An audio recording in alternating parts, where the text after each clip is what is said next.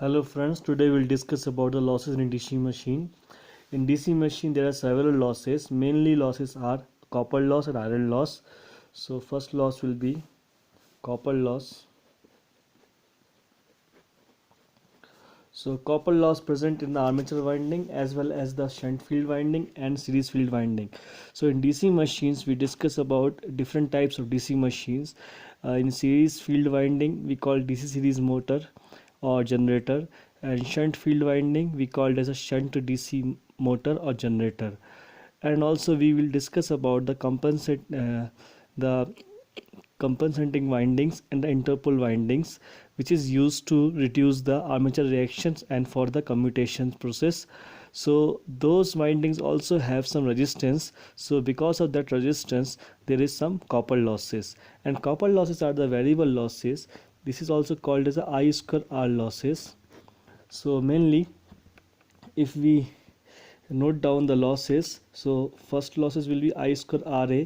In the DC machine we can say here, this is the armature, this is the resistance part of armature, this is the shunt field, this is the resistance, and if this is a compound machine, so it has the resistance in the compound also.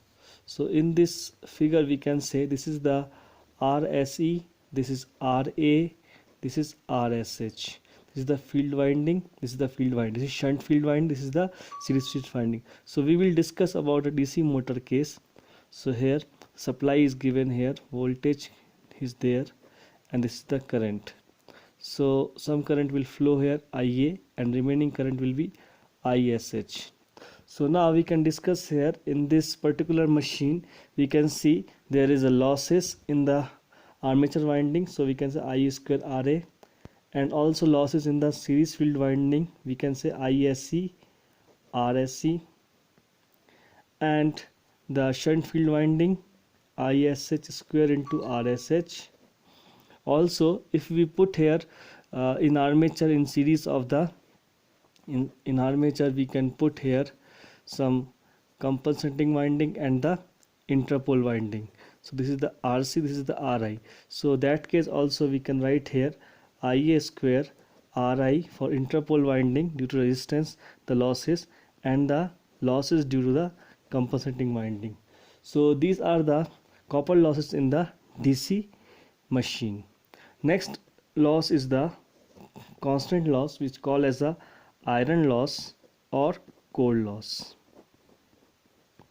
So iron and coal loss is the no load losses, and this is always constant. So mainly component of this iron or coal losses is hysteresis and eddy current, and both are depend upon the frequency. So here in DC machine these are the 20% of full load losses.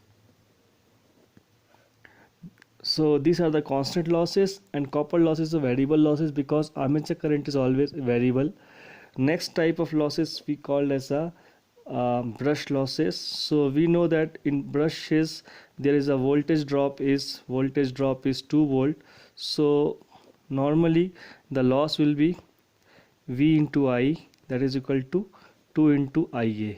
So this is armature current and 2 volt. So this loss is fixed and is very nominal losses across the brushes. Next type of losses we can discuss is the mechanical losses. So mechanical losses is mainly present in the bearing of friction and due to windage losses.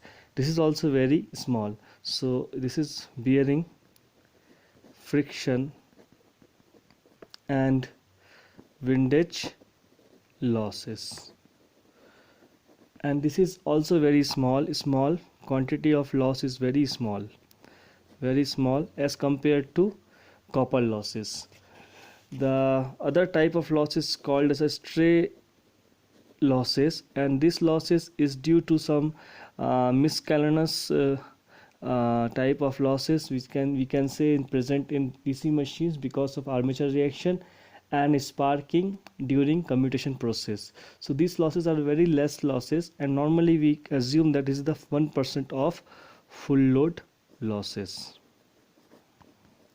So this is the all about losses in DC machines. So mainly we focus on copper losses and the iron losses. So we can say other losses we can take as a constant, and their amount is very less. Thank you very much.